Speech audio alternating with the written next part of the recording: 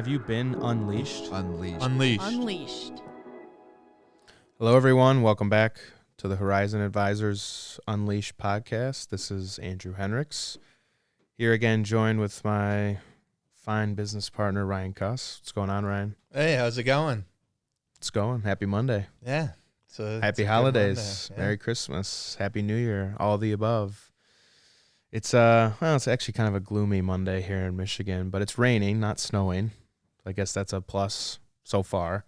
I'm sure the weather's coming, and it's going to be cold.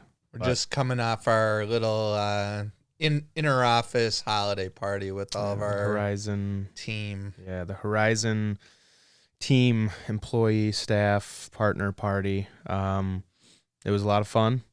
It's definitely that time of the year where the Christmas parties are going. I was at 3, including that one over the weekend. There's 3 more this coming weekend, which is, don't mean that in a condescending way. It's obviously a blessing, but to be invited to so many and to have that many going on, but it's a lot. A lot of food, a lot of drinks, a lot of merriness. Try to break from Thanksgiving, try to not be eating as much, and then I end up at all these Christmas parties, and yeah, it seems to be continuing and tracking on that same route. So hopefully after that, I'll be the New Year's resolution guy this year, which I'm always not trying to be that person and try to just do everything throughout the year and don't need a new year to spark good habits, but just weather the storm and battle it out.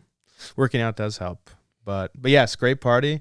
Obviously, hope all on our team enjoyed it. We had a great time, good turnout, and did a great. We were here at the Red Rider in Plymouth, which is a new spot over in Old Village. I got some good friends over there, so they did a great job, and it was a lot of fun. So cheers to that. We're still alive and feeling good, which is also a good thing, following a couple parties. So, we're back at it and looking forward to 2025, which has a little bit, again, of what we're talking about today. Being proactive, goal setting, thinking ahead, being disciplined, I guess, are all kind of sub-themes of this total theme, which is setting financial goals. We talk a lot on this podcast about goal setting, year-end checklist type stuff. We usually kind of commingle those two together, but really this time we're going to be kind of focusing on financial goals, setting them, monitoring them, being disciplined about them. There's a lot of goals you should set and should be working towards, but really this time we're going to be really speaking more on the financial goals. So a lot of goals you can and should be setting, but speaking monetarily, there's also a lot of goals you can set looking forward to the future. And, really from our advice, our recommendations, our experience, the things that we do every day, kind of sharing some of the insight as to financial goal setting and maybe how that could be beneficial for you. So I guess I'll start with you, Ryan, as I always do, unless you want me to start. I mean, I guess when I look at goals in relevancy with a financial plan, it doesn't always need to be financial or number goals saying, hey, my goal is to have $1 million or 1.5 million. There are people, that do set goals like that. But, when I like to make goals for myself, I mean, I like to do it based on the lifestyle that I want. And then, I also challenge myself, because I am a disciplined saver. I like to, do the right things. I don't want to be wasteful with money or anything like that. But, if you are that kind of disciplined person, sometimes setting goals that are maybe out of the ordinary for you, maybe it's something you wouldn't do all the time, but you have the financial capabilities of doing that. I think what setting goals, throughout life with money does is that it just empowers you to, let that money work for you and bring happiness ultimately.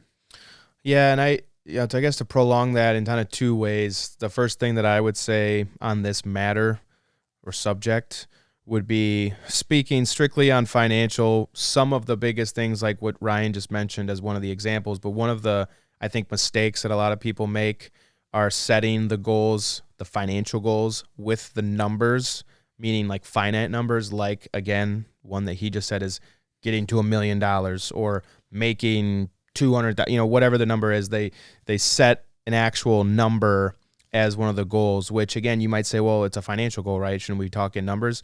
Yes, to a sense, that is true. But the problem with setting those types of goals is if once you get there, hopefully you do, but once you get there, then the next goal is really just, then what? okay, 2 million now, right? Okay, I hit the million, now I want 2 million. And then 2 million, now I want 4 million, or whatever it is. You make 200, you made 200. Okay, now my goal is to make to 300. Okay, I'm going to make 500, and you just kind of basically just keep outpacing that goal or putting it further ahead, when sometimes that can kind of put you in a trap, because eventually, depending on your work-life balance and your career, and if you're a business owner or an employee or whatever it may be, those goals might not even be achievable just based on where you're at. So, that's kind of like that two-prong approach, because I would take that back and say, instead of focusing on that type of goal, it would really be about defining what that number really means to you, defining what financial success means to you. So instead of saying, oh, well, defining financial success means I have $1 million in the bank. Well, is that really what you're defining as financial success? Or is the $1 million in your mind, that's what you feel comfortable with having, knowing that you can draw from that and spend what you've saved and be happy with that level of spend? Maybe that's really what defining that is. It's not necessarily about the number, because maybe if you look at that and the number, you didn't even need $1 million. Maybe you didn't need 2 million. Maybe what you define as success has nothing to do with actually how much money you saved in the bank. It could be something completely different. It could be the fact that you're happy living off Social Security and a pension or something else that you have, or you got to retire a little bit earlier. Yeah, that could be it too. Or you have a side job or a side gig, a little business or something you do for fun that's really just for your pure enjoyment, but you make a little bit of income, and now with that plus what you pull out, you're happy, and that's your financial success. That's what you deem success. So, just my one advice just to kind of start off is to not always just go for the number. Again, it's not that you can't do that, because there can be benefits to saying, yeah, I want to make this much, that's a goal. But sometimes you can get yourself into a trap if you limit yourself to just numbers. Yeah, I'll give you an example. We actually had a couple meetings recently that, these kind of things kind of came up. I was dealing with a guy recently, had some good money saved. He got an inheritance. We're starting to kind of build out his plan. He's in a great position where he's at right now. One of his main goals is he wanted to have in his portfolio before he stops working, all that kind of stuff in his mind. He's like, I need to have $10 million in my portfolio. And I was like, okay, well, that's cool. I can help you get there, but why do you need $10 million? And, the answer to that is he, in his mind, because he's been a successful guy and he's been used to being in the top percentages of people, like he believed by having that $10 million puts him in that high percent of people that, most people never get to that point. But in reality, he has no kids. He has, not a huge expensive lifestyle, and really having that money, would not have put him in any better position than having, half of that money, because at the end of the day, his goal was just more than he would have ever needed, in his life. I know we just sat down with another guy, in a similar position, and he wanted to have FU money. What was that about? Well, it's a little bit of an expletive. Well, we don't need to define the FU. I know. But yes, and it was really about, that's why sometimes it can be hard, because what FU money would be to someone versus somebody else could be completely polar opposites people. You go to Wall Street in New York and you say that you might be getting one very large number. You go down to the workers in a manufacturing facility here in Detroit who are working for the automotive companies, you say that it might be a much different number. Maybe it's the same. You would maybe not think so, because again, lifestyle has a big piece to play to it. And that's why it all goes back to, really, if you went on that trajectory of FU money, it's all defined on the person. And it really all depends on what you want to have happen, because, you could define it so many different ways. Yeah. I look at it as, in reality, FU money if you want to call it that, to me really is just if I can live my lifestyle that I'm living right now, which I'm happy with, and I never had to worry about that going down.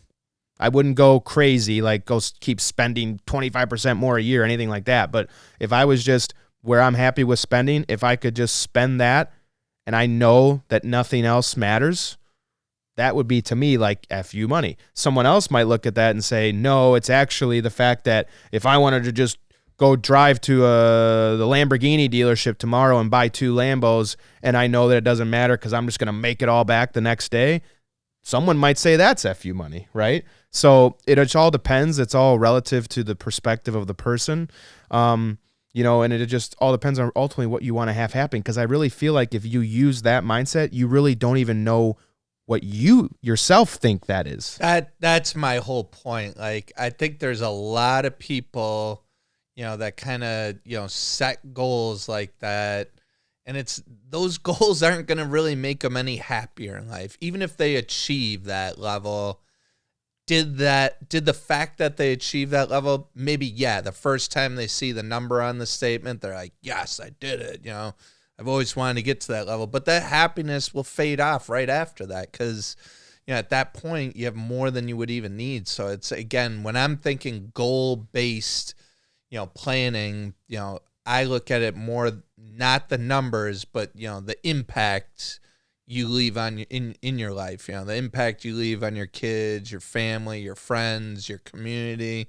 And if you can do, the right things to set yourself up to have a good life and you can be known for just being a good person overall and happy, like all that money that you're going to pass down to the next generation, it really doesn't even matter. Yeah. And that's why I go back to kind of what I stated, which is you have to set financial goals. You have to define what financial success is to you, because once you start there, you can kind of, spin your way off, the tree right there and make a branch and say, okay, to do whatever I've defined as success, maybe I need this in this type of account, or I need to save this, then you can kind of go to there, but it's not because that is the main goal. It's because that's one of those kind of sub goals to the overall of what you define success. Again, one of your success is that you define as maybe you want to retire and you want to have, the lake house that you always wanted up north.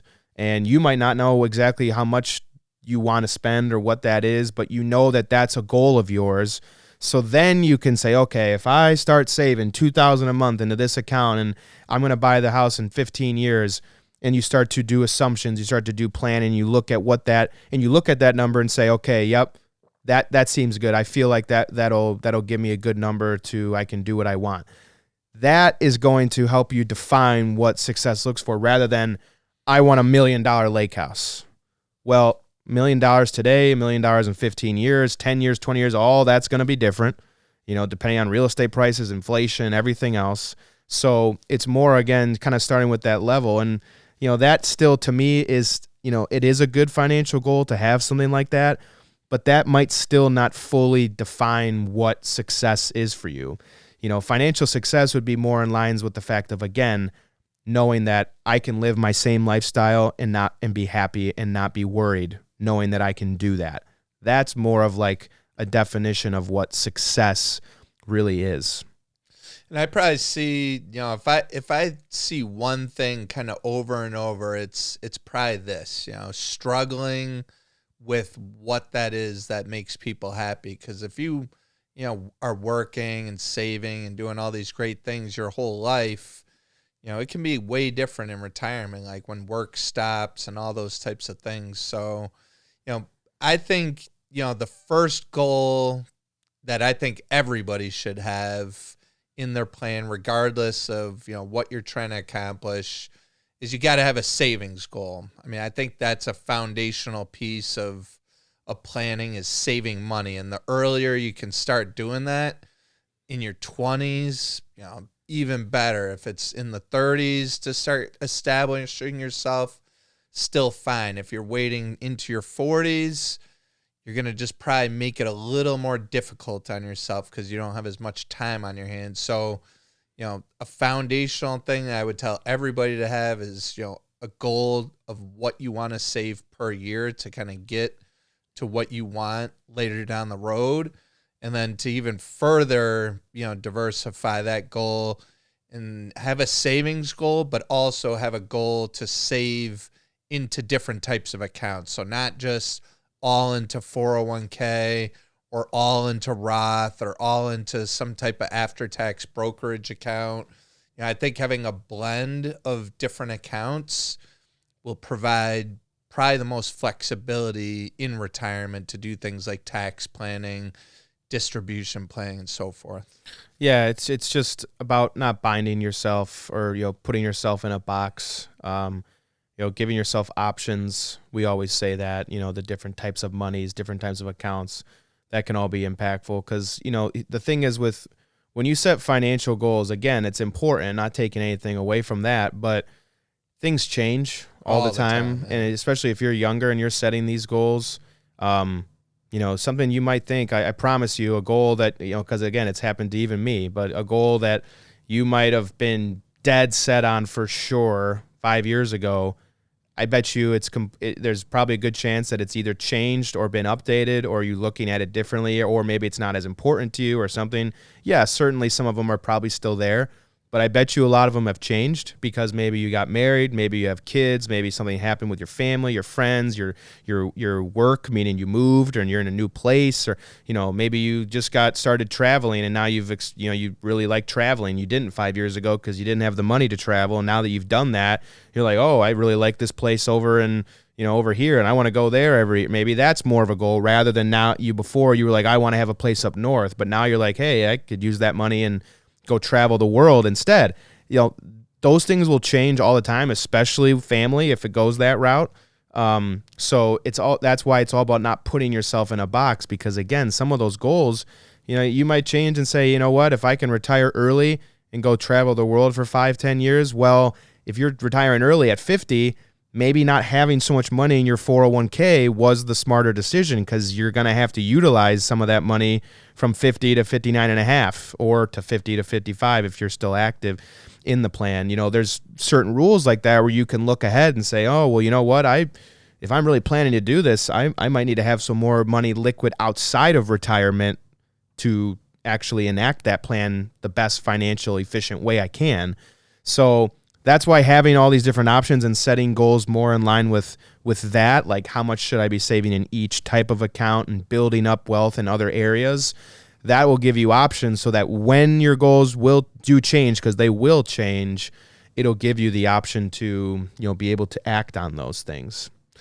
Yeah, I mean, we've sat down with just hundreds and hundreds, thousands of families, and I can't really think of any plan that I've ever worked on that it just stayed static with the same goals. I'm sure there's a couple of them, out there, but a huge percentage of them do change. A new grandkid comes into the mix, or whatever it is, charitable things that you find more pleasure in retirement. So definitely having the goals to get to that place, to have the options. You got to set goals early and start executing.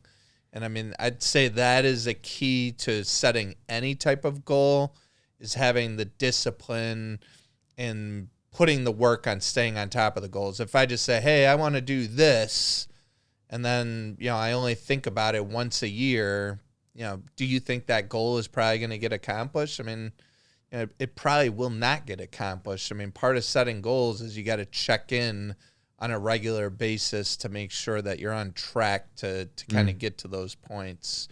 I know my goals have changed, multiple times in life, and exactly what you're saying, what might be important to you, 10 years ago, 5 years ago, it's kind of always a constant movement. Yeah. And I'll kind of give a couple examples from my experience, both from the actual planning, like goal side, and then also kind of alluding to my example here of something that changed with me specifically. But when I set goals as a financial planner, I try my best to, going back to my first point, not to focus on the end number, meaning I need to hit this number. It's more of along the lines of some of the things we've been saying, which is I want to commit to a certain savings number. That might be my number I'm targeting. but I'm not worried about when I need to hit million by this A, or I need to hit this by this A. It's more or less just if I can commit to whatever that amount is a year, 20,000 a year of savings, 50,000 a year of savings, whatever that number is, I know that that number is going to get me to where I want to be at some point in the future. And that's through planning. As I looked at the financial plan, I have a financial plan for myself just like all the clients do. And even though it's my job to do the planning, I still have one for myself. I look at the numbers just like everybody else. And I say, okay, if I can hit this number and I can continue hitting this number, I'm happy with the outcome. I'm not necessarily worried about, oh, it's going to hit 250, 500, a million at these different points. I just need to stay static and not static in the sense of never changing, but I just know that I need to hit that number every year, and I'm going to be happy with the outcome at some point in the future. I mean, that's one thing you can kind of control is how much you're saving. You can.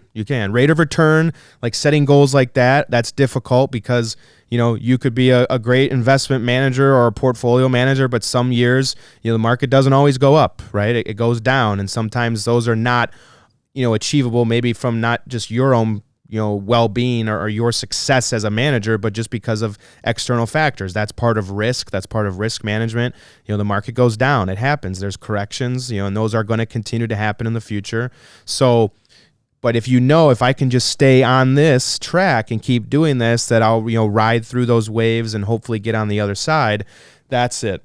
The second piece of that is setting those amounts into different buckets so that I'm consistently hitting the numbers. Maybe let's say my goal is to save 30,000 as an example. Maybe it's 10,000 in after tax, 10,000 in Roth, 10,000 in pre-tax. That's just an example, right? That doesn't have to be for everyone because some people need different tax strategies and other things, but that could be another goal to get, from that first piece of it.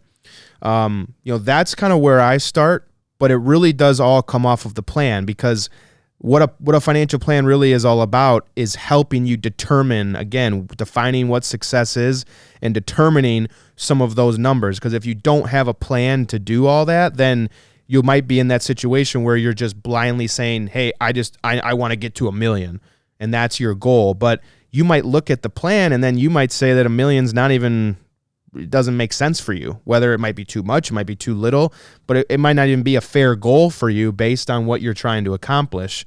And that's where it all comes down again, back to the plan. Some people's goals are not about having liquid maybe some people, you want to have $1 million in a rental portfolio. You want to have $1 million of real estate. You want to have $1 million of something else, there's a lot of different things that define that. And that's where I think the plan comes into play, which is kind of my conclusion on that piece. And before I, kind of give it back to you, I wanted to give an example of some of the things that have changed for me. And this is kind of, again, going through the process and thinking about the process of setting goals and what defines success for you. I know pretty well, obviously I'm almost getting to 30 years old. I know the things I like to do. I know my hobbies, right?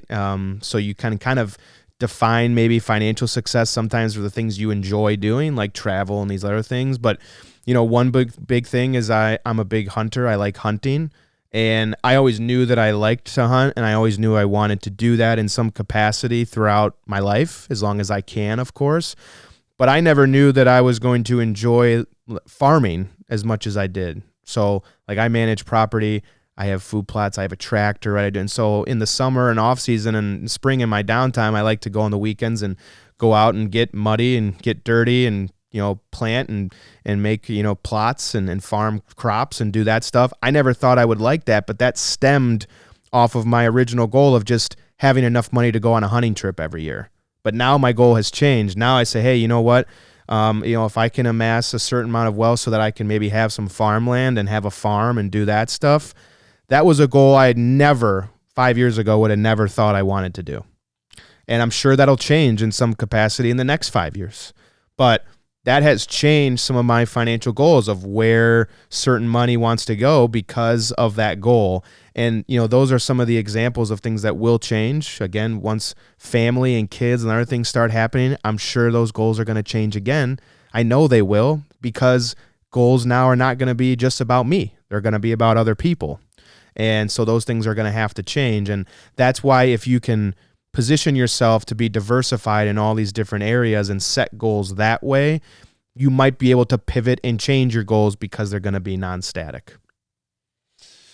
Another goal, that can be financially related, is a progression, in your career. I mean, most people don't just start in one position, just kind of do that same thing, their whole career. So, it's where do you want to get? Is it, based on, flexibility of your schedule? Is it income based? Is it the people that you work with?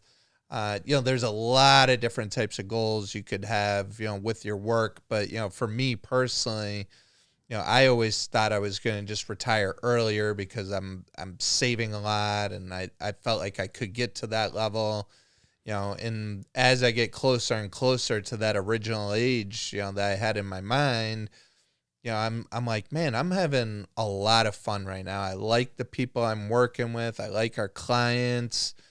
For the most part, I don't have a ton of stress, overall. And, for me, then, that changed. I said, well, if these guys will just have me and they want me to still be here, I'll work longer. Maybe not because I need to, but, it's something that, is fun for me to do. So, looking at, your employment, you spend so much of your life, working ultimately, 5 days a week for most people, 8 hours a day, so that's 40 hours a week you're working. Part of your plan should be putting yourself into a position where, you like some of those aspects. For me, it's like the people that I'm working with on the daily basis. That's kind of like, what I've learned. I always thought work was more for the money, which, you do work to make the money, but ultimately if you're working for the money and you hate your job every day and you walk in, what do they call it? Scary Mondays or scary? Oh, it's Sunday scaries is Sunday a thing, scaries. but that's mainly because Monday's the next day. Yeah, and also because maybe you went out on Saturday and had a few too many, but it's both of those things. Yeah. Yeah, I mean, if you're in a position where you feel like that, I mean, I've never felt like that ultimately myself, but I mean, that would be a terrible feeling if you're dreading going into work on a Monday. That so kind of looking at those goals, and trying to drive, that's another thing I've changed in my goals is looking at my plan constantly, trying to drive happiness. And that's what defining financial success is looking at the external factors, because again, you might think when you hear financial goals that it always has to be about numbers. Well, yes, numbers are going to be involved when you're looking at financial goals, but they all have to do with a goal that probably isn't financial. It's a, more of maybe an emotional or a hypothetical type of feeling that you have, or a hypothetical situation that you want to have happen. That's what's driving the financial numbers, is to get to those goals. And you're never going to get there unless you define what that goal really is to you. And it's always different for everybody else. But that's where you always want to start when you start to look at these financial goals, and then use that definition of financial success, whatever it is for you, use that to then determine the numbers. Don't start with the number and then determine the definition of success afterwards, right? Because again, those numbers might be completely off and not even remotely accurate based on what you define as success. And so that's why we always start there. And, just with all other types of goals, you still want them, to be achievable, but they have to be hard enough, just enough out of reach where you still have to be disciplined to actually get there. They can't be easy where you're just hitting every goal every year, left and right, bingo, bango. They need to be achievable. That's a big piece of goal setting, but they also need to be hard enough to get to. You have to make them challenging, because that's what ultimately makes them as goals, right? Goals are supposed to be a challenge. They're supposed to be something to strive for. They're not supposed to be something that you easily hit every year and then you make yourself feel good. You don't always win. That's not how life works. So you're not going to always hit your goals. Some years you will, some years you won't. But that's where the challenge nature is they have to be challenging to set that. And if you can remain disciplined, challenge yourself, and also make realistic, obtainable goals, then again, you're going to have years where you hit them. You're going to have years that you don't, but that's why they're goals. And that's why you have to keep striving for them. And that's why sometimes, again, just if you put yourself in that box of just numbers and you have no other support idea or theme to support why that number is meaningful, then I don't think you're going to be happy hitting your goals. And that's why you should continue to set them in the definition of whatever you define success is. Yeah, and I think a lot of people have a hard time. Some people find happiness very easily, and happiness could be very inexpensive too. I mean, you don't have to spend a ton of money to be happy ultimately. I think everybody, if you start really reflecting and really start thinking about your life, if you drive everything through the happiness part, what makes me happy? What makes my family happy? What makes my friends around me happy? Like that's the way I've started, making my goals. It's easy to kind of make the goals in selfish ways, that maybe only benefit yourself. Maybe they don't even change the happiness. But I mean, that's something that, you have to sit there and reflect on this stuff. You got to have deep thought. This isn't just, oh, hey, what would make me happy? Oh, if I had a cheeseburger today, I would it's sounds really pretty good. It does sound really good right now.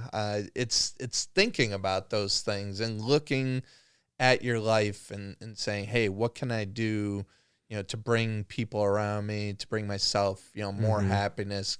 What can I control? What can I do in making the goals? And again, I think there's a big percentage of people out there, that may listen to this that don't even have any financial goals. They might just say, hey, I'm saving 6% into my 401k and hopefully it gets me to where I want to be. Yeah, and in conclusion, what I would say to kind of end this whole conversation will be, if I can be as blunt as I can, if you set your goals based on numbers or just, I want to have this, I want to buy that, you'll realize shortly after that happiness is only going to be short-winded. Maybe it's, yeah, I want to have a Ferrari. Okay, when you get to the Ferrari and you get it, that's great. You hit your goal. That's awesome that you got there. But then once you get it, that might not be the truly definition, again, of happiness. That's just a little idea or a little speck along the way of happiness that maybe gave you some happiness for a little bit, but then it's going to go away eventually. And you've probably heard this throughout many different speeches or talks or behavioral finance or whatever. You'll realize once you get to that million, I want to get $1 million. Yeah, you're going to be very happy you got there. That's a great achievement, but it's going to be short-lived. Because after that, okay, you got there. Well, now what? So if you don't define the real true reason why you wanted that Ferrari, maybe it's because you love cars and you want to work on it and you want to spend time doing that stuff in retirement. Maybe you wanted the $1 million because that's what's going to shore up because you wanted to use that money for blah, blah, blah. That's what's actually going to make the goal worthy and give you happiness. But if you just have the one-offs where it's, I want to buy this, I want to have this, I want to do that, and that's all it is and there's nothing to support it, you will realize shortly after the happiness is going to be short-winded and you're going to have to find something else, and then maybe you truly won't be happy. And you want to be happy. Yes. I believe so, at least. I think so. So have goals, push yourself. Set goals, based on things, that are going to be healthy and fun for you. And then just, you got to just stay on top of it. I know I look at all my goals and my financial plan and my business and my personal life. I look at them probably about once a quarter to just make sure that I'm on track. At the end of every quarter, I kind of look at where I'm at with all these different little things I got going on and say, okay, am I on track? Yep. Okay, great. Am I happy? Is all these things, doing what they're supposed to for me? Absolutely. And then you just keep clicking away. Keep clicking away. Keep clicking. Yeah. Great ideas to think of going into 2025. Definitely set some goals. Take some of this, and I'm telling you, from all the meetings and everyone we sit with a lot of different people who have many different goals, many different They come from different styles of life and lifestyles from when they were growing up till now. And a lot of people have perspective and insight into this, and just kind of think about it over the holiday season and try to get some goals started for 25 and start working to those things. So thanks again for listening. Merry Christmas, Happy New Year, and cheers to 25. Let's go get it.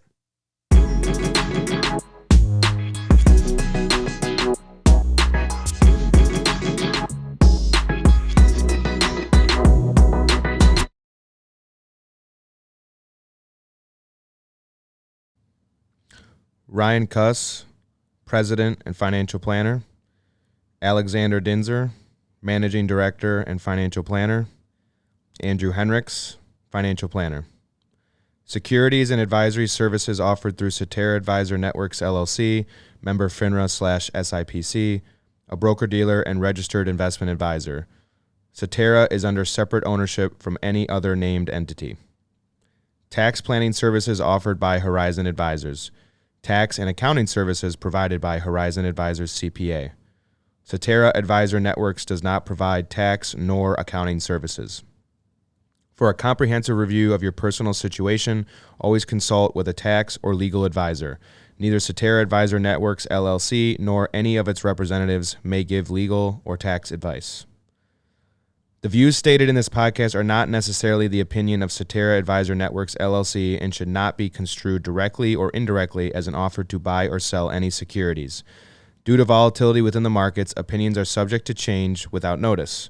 Information is based on sources believed to be reliable. However, their accuracy or completeness cannot be guaranteed. Past performance does not guarantee future results. Investors cannot invest directly in indexes.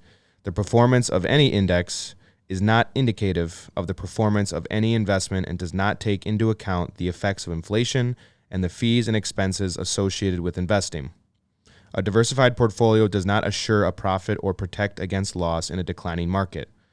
All investing involves risk, including the possible loss of principal.